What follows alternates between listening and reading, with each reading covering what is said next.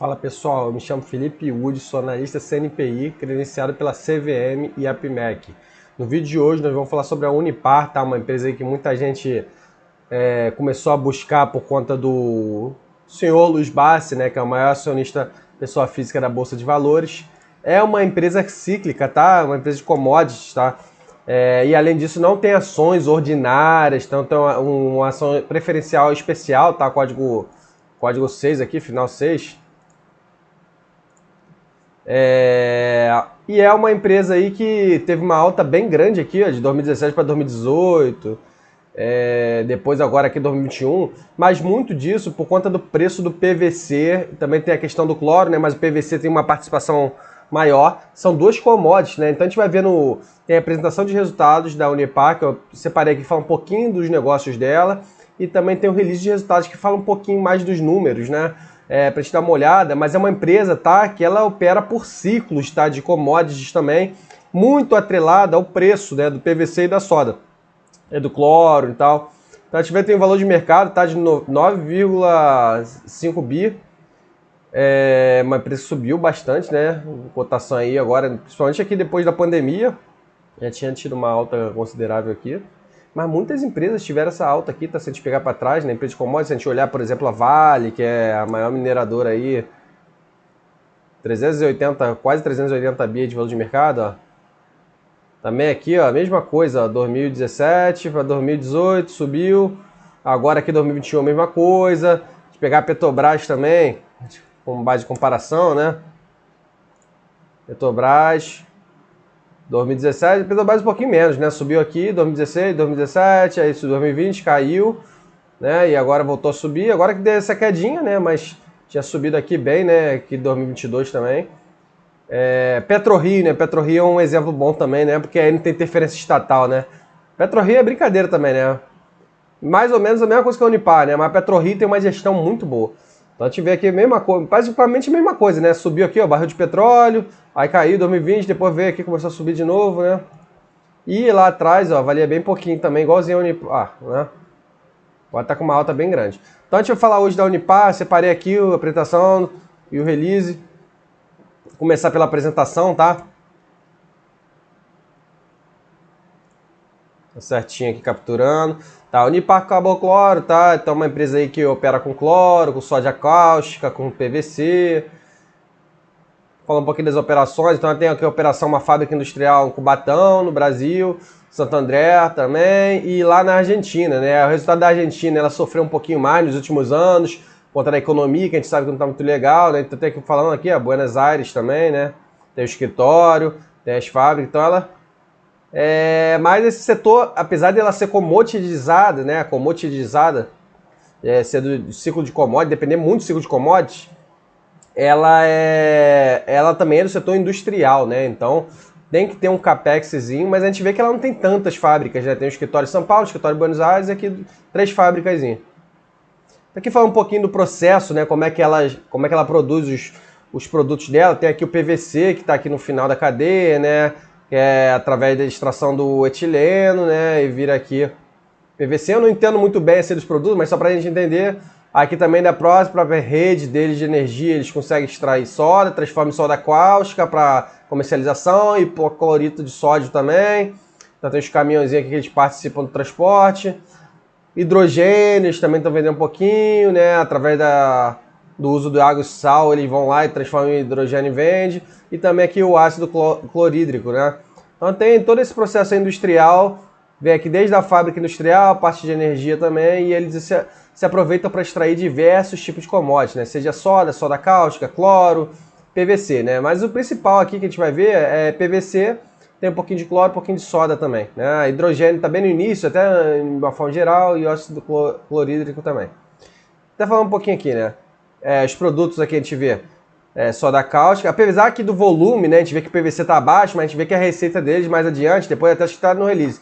A receita deles vem mais de PVC, tá? Mas aqui no volume a gente vê que tem aqui soda cáustica, cloro, ácido clorídrico e hipoclorito de sódio, né? Então, assim, bem diversificado aqui na questão do volume, né? Falando por fábrica, né? Cubatão, Santo André, Bahia Blanca, né? 3 fábricazinhas. Então, a gente vê aqui, ó, hipoclorito de sódio e tanto aqui na Argentina como Santo André oscilando bastante, né, bem baixo, né, mais em Cubatão a produção industrial, até maior que até nos outros segmentos, né, produção de Cubatão bem maior do que nos outros. Então, de repente, existe até uma possibilidade de incrementar o volume aqui nesses Santo André aqui e na Argentina, né. Eu falo aqui, em novembro, a Unipar no seu projeto de ampliação do produto de produção de cloro, 29 mil toneladas ao ano, e de soda cáustica em 32 mil toneladas ao ano na planta de Santo André, que eu tô falando aqui, né? Acabei de falar isso. A gente tem potencial para crescer, tanto aqui em Santo André como aqui em Bahia Blanca, né?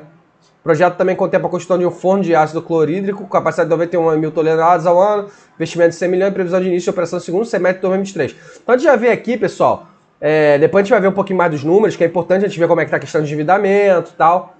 Pra gente acompanhar, essa empresa vai ter que ficar fazendo emissões, né? Porque essas empresas também, quando fica com endividamento muito alto, acaba que tem que fazer emissão num processo que está sufocando, né? O resultado financeiro sufocando ela.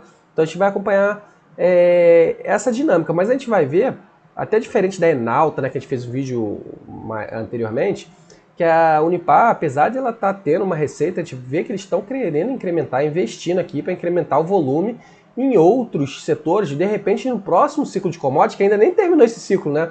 Eles conseguirem ter uma receita superior até nesse ciclo, que está sendo bem forte, né, para as empresas de commodities.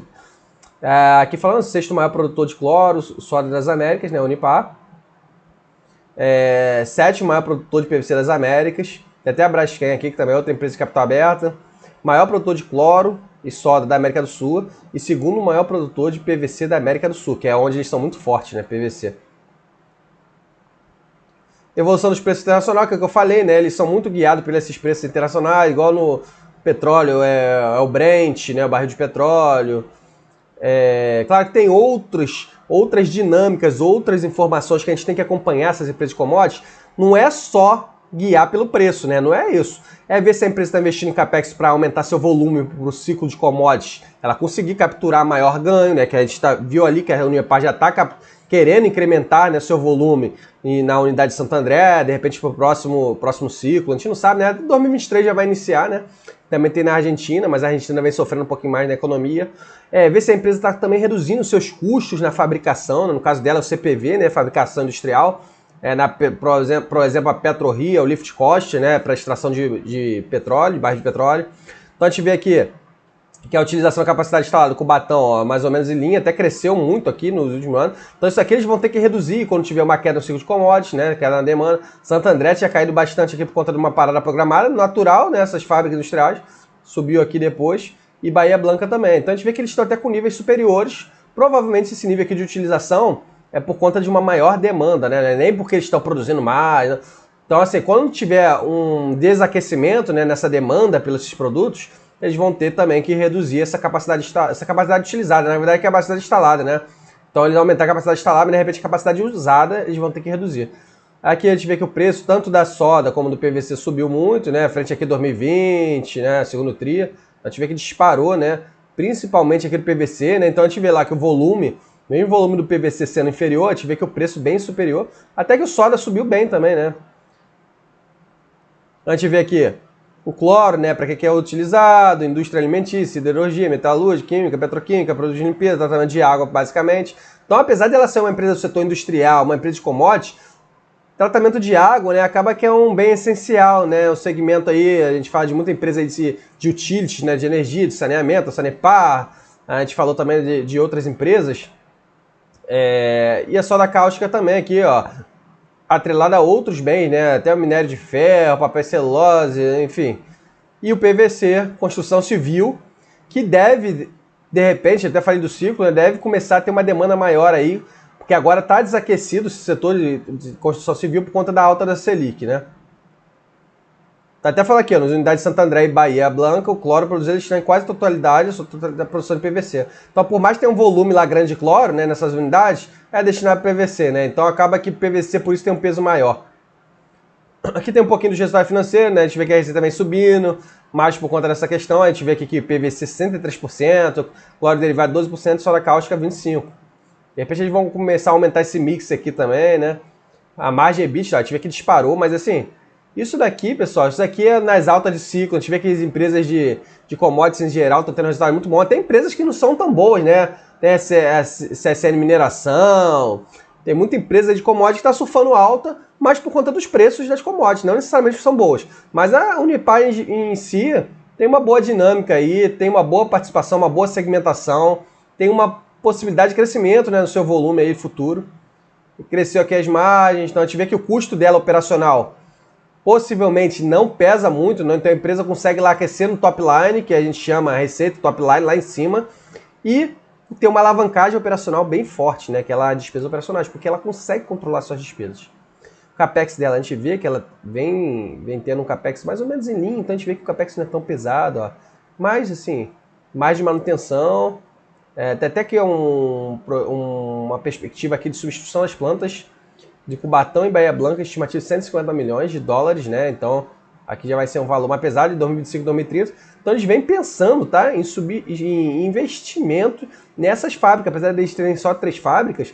A ampliação de Santo André também, que a gente já tinha visto, né? 100 milhões é até pouquinho. E a gente vê aqui que o mais forte aqui vem... Mais forte vem até de Santo André, né? Esses 9 meses aqui de 2021, né? No caso, essa apresentação do ano passado, depois a gente vai ver o do release desse ano, terceiro trimestre, mas bem distribuído, né? Uma parte aqui do Cubatão também até caiu, né? Em 2021. A dívida bruta deles, eles têm uma dívida aqui de 970 milhões, mas tem mais dinheiro em caixa do que dívida, né? A dívida líquida é negativa, 8% de capital de giro, então é o que eu falei, né? A despesa operacional deles, acaba que não é despesa operacional, não é capital de giro, mas eles não têm um passivo assim de curto prazo que impacta muito no caixa também, né? O capital de giro dele é 8% aqui da dívida, o resto aqui debênture nota promissória, então parece que não é uma empresa que dilui muito o acionista, né? Com muitas emissões, isso é interessante. Ó, 1,4 de caixa, tem mais caixa do que dívida. Tem um cronograma aqui bem suave, então se ela quiser se alavancar para também investir nesses projetos, bem tranquilo. Ó, realizou aqui em novembro de 2021 uma emissão de 500 milhões, vencimento de 2028, para gestão e manutenção da sua estrutura de capital. Pré-pagou o débito terceiro, conjunto de celebração de acordo de 80 milhões de dólares. Aqui foi um pouquinho da estrutura societária, então a gente vê que tem aqui a Vila Velha, que tem participação, com a ON. A ON, infelizmente, não tem pra gente, tá? Pra pessoa física. B3 tem uma participação grande, então é uma forma também, né? Se você quiser investir na B3, tem a participação. E aqui embaixo dela, ela é como se fosse uma holding, tem outras empresas aqui, que ela tem participação 98%, 100%, e essas daqui são estruturas, né? Como se fosse uma joint venture, né? Tocando holdings, e essa aqui Solarban, né? Fala um pouquinho de sustentabilidade, alguns certificados que ela tem, né? Porque ela opera aí num segmento aí que afeta um pouquinho o ambiental, social, né? Então ela usa sistema de gestão de qualidade, sistema de gestão ambiental, atende às ISOs, né? Que para cumprir algumas normas, alguns procedimentos, sistema de gestão de segurança, fábrica aberta, então para inspeções, projetos sociais. Isso aqui é bem interessante. Joint venture para construção de parque eólico. Então aqui com a AES Brasil, outra empresa de capital aberto aí na Bolsa de Valores, vem investindo também em energia renovável, principalmente em projetos de energia eólica, né? Então ela vem fazendo aqui uma participação, ó. Joint venture 50% Unipar, 50% AES Brasil. Mais por questão de social também. PAC Solar também, né? Que a gente viu um pouquinho.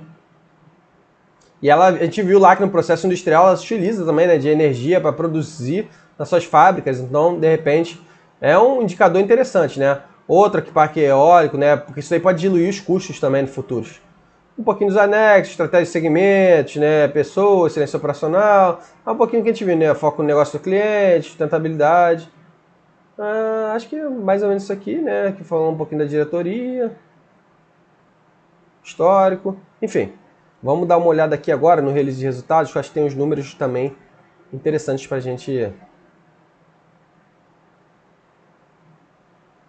gente destrinchar aí, né? Então, no trimestre, vai falar um pouquinho de algumas diretrizes, sustentabilidade, de médio e longo prazo, 1,4 bilhão até 2030, realmente, valor pesado, né? Projeto de cloro sódio em Camaçari, Bahia. Santo André segue em andamento. Então, tem um projeto aqui também na Bahia. Em agosto de 2022, negociações com a AES Brasil e Atlas, participação no IPAI empresa de geração de energia solar, eólica, a gente viu um pouquinho anteriormente, né? Utilização média de capacidade instalada, produção ficou 86%, aqui no geral, né, consolidada, 8% acima, em 2021 teve uma quedinha, né, nos 9 meses, receita líquida 1,9 bilhão, então a gente já viu que já deu uma quedinha aqui, 2,9%, aqui em relação ao seguro TRI, né, mas em relação ao ano passado subiu um pouquinho, e a receita totalizou, né, no ano 5,8 bi, 36%. Aí sim, no ano foi bem maior, né? E aí, né, a gente viu que lá que a alavancagem deles operacional é muito pesada, né? Parece que a despesa é bem enxuta. Então a gente vê aqui que crescimento de 16%, né? Até que não absurdamente, mas um crescimento de 16% no EBITDA é bem pesado, né? 2,3 bilhões. Crescimento bem pesado. E o lucro líquido, a gente viu que a empresa tinha mais caixa, né? 1,2 bi no ano, influenciado pelo resultado financeiro positivo, né? Aí a empresa, né, dando muito dinheiro, vem investindo um pouquinho e distribuindo também dividendos, né? E aqui um pouquinho do consolidado que a gente viu, né? Receita 1,9 bi no terceiro tri, ano passado 1,7, né? Crescimento de 8%, nos 9 meses 5,8, 4,2, o EBITDA sim crescendo bem legal, o lucro também, né, por conta dessa posição de caixa aí. Aqui fala um pouquinho, né? Acho que é interessante a gente ver às vezes um pouquinho o CEO, o que o CEO fala, né? O que a equipe fala, né? A equipe deles executiva. O cenário econômico internacional permanecendo nesse terceiro trimestre de 2022 em contexto de incerteza, com inflação alta e ciclo de aperto monetário. Falando aqui do cenário macroeconômico, né? Para as commodities observou-se o arrefecimento nos preços, notadamente agrícolas e metálicos em mercados ainda voláteis para o petróleo. No Brasil, conforme relatório do IPEA, previsão de crescimento do PIB, segmento industrial depois da queda registrada em 2021, então teve uma queda aqui no setor industrial em 2021, forte recuperação do setor de serviços e avanço gradual na indústria, indicam um cenário mais positivo para 2022. E um crescimento do PIB, né? Isso aí está até projetado pelo governo, né? Pelo comitê, né? O cupom. E falando da taxa de câmbio, que também influencia muito eles. E aqui da Argentina, né, que eles têm uma fábrica lá. O início do terceiro trimestre foi marcado pelo aumento do preço de bens e serviços, aceleração inflacionária, volatilidade, aumento da expectativa de inflação, 78%, né? Inflação pesadíssima. E eles não falaram muito da empresa, né? De acordo com os dados divulgados pela Abiquim para o segmento de produtos químicos de uso industrial, o índice de utilização da capacidade do setor situou-se 68%, né? E do setor, né? Então a gente viu que ela tem um índice de utilização da capacidade bem maior, né? Na verdade, capacidade instalada, né? Não é capacidade, mas eles têm uma possibilidade de utilização da capacidade bem maior do que na Argentina, do que no setor em geral, né? Com relação aos preços internacionais, valor médio da soda, aqui embaixo tem, né? Então a gente vê que continua disparando, né? Da só PVC já deu uma quedinha, então isso aqui que a gente estava falando, né? É uma empresa que depende muito, ó. Já caiu bem, né? O preço do PVC. Então os resultados da Unipar, claro, assim, o soda pode até compensar um pouquinho, mas o PVC é a maior parte. Pode começar a cair, isso vai começar a refletir no resultado da companhia e na cotação, né? Então a gente vê que eles têm aqui, Santo André ainda não está, tem até aqui outros produtos que a gente não viu na apresentação do ano passado, né? De cloro, etano e EDC, Santo André, Bahia Blanca também e tal. Falando da utilização da capacidade das plantas, mais ou menos no nível que a gente já tinha visto, até caiu aqui na Argentina um pouquinho, de repente por conta desse segmento aí, inflação, receita a gente viu lá que subiu um pouquinho, né? A gente já viu um pouquinho. Aqui receita por produto, né?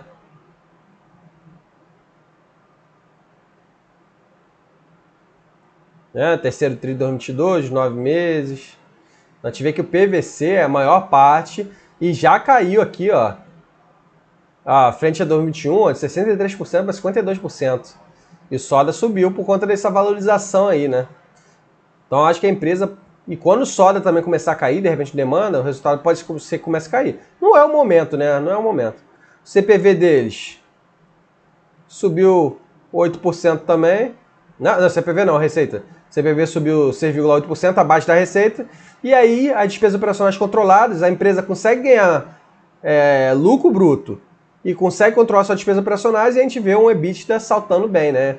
A margem bruta aqui subindo alguns pontinhos percentuais, aqui nos 9 meses que subiu 3,4%,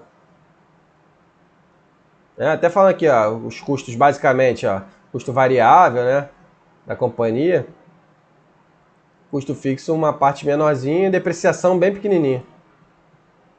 E falando das despesas e equivalência patrimonial, né, porque eles têm aquelas participações embaixo, aquelas holdings, tem algumas joint ventures, né, então despesa com venda pequenininha, que a gente viu, e a administrativa também, bem pequena. Resultado de equivalência patrimonial, a gente vê aqui, né, SolarBan, não sei como é que pronuncia isso aqui, tocando holdings, Lar do Sol, bem pequenininha também, né, não faz nem cosquinha. E o resultado financeiro até deu negativo, né, nesse terceiro, devido à perda de variação cambial, né, então eles têm algum devido corrente de contrato de mútuo firmado entre o Unipar, entre as holdings aqui, né, envolveu a compra de títulos da Argentina e ser negociado no mercado norte-americano. A expectativa é haja redução desta perda ao longo do contrato e função da arbitragem de taxa frente à variação cambial. Então isso daqui faz parte da operação, então faz parte do negócio. A empresa que quis fazer um investimento aqui entre as holdings, né, de repente ajudar lá financeiramente, por isso que veio essa variação negativa aqui no resultado financeiro. A companhia entende que sua operação solar estreada em moeda estrangeira, preponderantemente no dólar americano, por conta da cotação do ativo internacional, né? Mesmo assim, a empresa dando lucro aqui até caiu um pouquinho por conta desse resultado financeiro, mas planejado, né?